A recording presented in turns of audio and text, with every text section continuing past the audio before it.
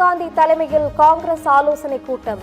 10 மாநிலங்களில் மாநிலங்களவை தேர்தல் நடைபெற உள்ள நிலையில் வேட்பாளர்கள் தேர்வு குறித்து முக்கிய ஆலோசனை. இஸ்ரேல் ஈரான் போர் காரணமாக மேற்காசியாவில் தொடரும் பதற்றம். பாதுகாப்பு நடவடிக்கைகள் குறித்து பிரதமர் மோடி தலைமையில் மத்திய அமைச்சரவை கூட்டம்.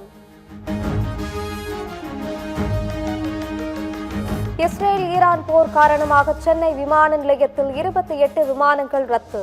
விமான பயணிகள் அவதி.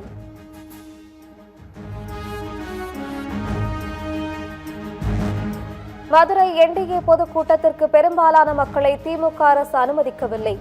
கூட்டத்தை நடத்த இடையூறு செய்ததாகவும் பியூஷ் கோயல் குற்றச்சாட்டு.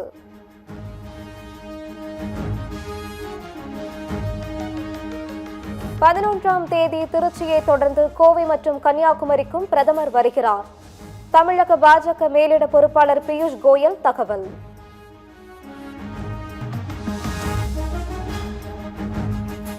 பொள்ளாச்சியைச் சேர்ந்த விஐபி விரைவில் தாவேக்காவில் இணைவார். ஈரோட்டில் தாவேக்க செயல் வீரர்கள் கூட்டத்திற்கு பிறகு செங்கோட்டையன் பேட்டி.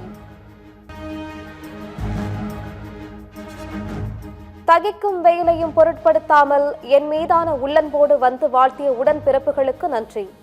தொலைபேசி வாயிலாகவும் நேரிலும் வாழ்த்திய தோழமை இயக்க தலைவர்கள், நண்பர்கள் உள்ளிட்ட அனைவருக்கும் நன்றி எனவும் தெரிவித்து முதலமைச்சர் பதிவு. வரும் 4ஆம் தேதி அதிமுக மாவட்ட செயலாளர்கள் கூட்டம். அக்கட்சியின் பொதுச் செயலர் எடப்பாடி பழனிசாமி தலைமையில் சென்னையில் நடைபெறும் என அறிவிப்பு.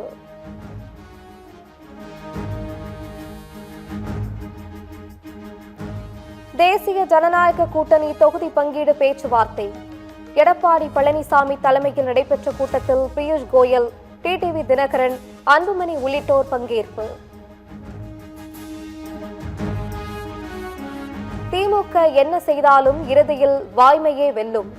திமுக அரசை அகற்ற மக்கள் தீர்மானித்து விட்டார்கள் என்றும் மதுரை என்டிஏ பொதுக்கூட்டத்தில் பிரதமர் மோடி பேச்சு.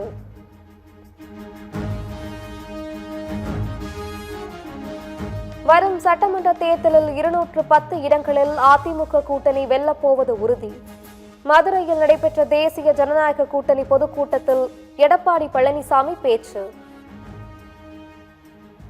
நம்முடைய கூட்டணி நடைபெற்ற சட்டமன்ற பொதுத் தேர்தலில் சுமார் 210 இடங்களில் வென்று அதிமுக ஆட்சி அமைக்கும்.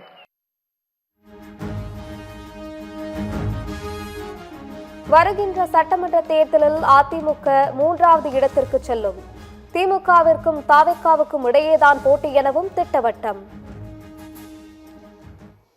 இனிமேல் பழனிசாமி எழுந்து நிற்க முடியாது. செகண்ட் பிளேஸ் தாவேக்காக்கு தான் போகும். பிட்வீன் டிஎம்கே தாவேக்கா பெரிய போட்டியில்னாலும் போட்டி கொடுக்கும் தாவேக்கா. இதுதான் நடக்க போகுது. நாடு முழுவதும் அதிகரித்த வெயிலின் தாக்கம். இந்தியாவிலேயே அதிகபட்சமாக ஆந்திர மாநிலம் அனந்தபூரில் 101.12 டிகிரி ஃபாரன்ஹீட் வெயில் கொளுத்தியது.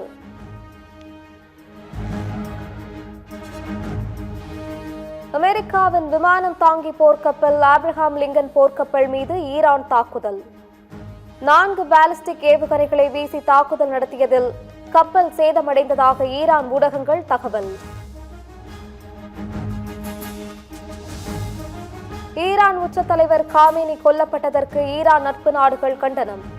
ஏற்றுக்கொள்ள முடியாத தாக்குதல் என ரஷ்யா, சீனா, வடகொரியா உள்ளிட்ட நாடுகள் அமெரிக்கா மீது குற்றச்சாட்டு.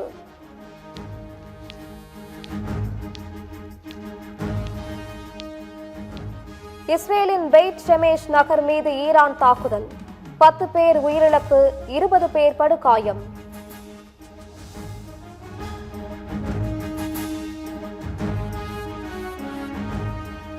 நாளை முதல் 5ஆம் தேதி வரை இந்திய நேபாள எல்லைகள் மூடல். நேபாள் தேர்தல் காரணமாக நடவடிக்கை.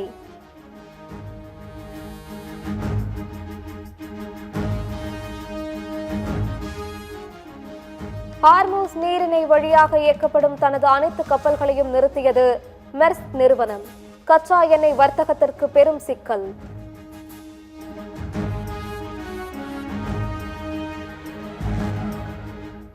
இலங்கை கிரிக்கெட் அணியின் பயிற்சியாளர் ஜெயசூர்யா பதவி விலகல்.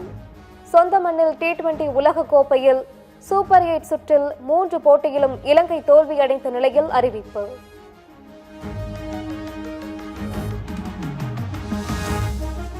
T20 கிரிக்கெட் உலகக்கோப்பை சூப்பர் 8 சுற்றில் ஜிம்பாப்வே அணிக்கு எதிரான போட்டி. தென்னாப்பிரிக்கா அணி 5 விக்கெட்டுகள் வித்தியாசத்தில் வெற்றி.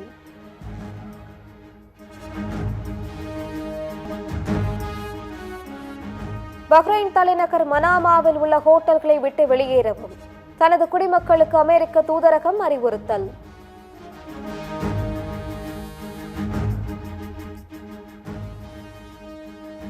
துபாயின் ஜபல் அலி துறைமுகம் தற்காலிக மூடல். போர் பதற்றம் காரணமாக முன்னெச்சரிக்கை நடவடிக்கையாக மூடப்படுவதாக வாடிக்கையாளர்களுக்கு சுற்றறிக்கை.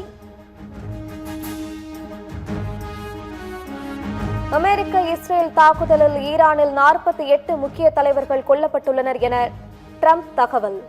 தாக்குதலை திட்டமிட்டபடி சிறப்பாக செயல்படுத்திய அமெரிக்க ராணுவத்திற்கும் ட்ரம்ப் பாராட்டு.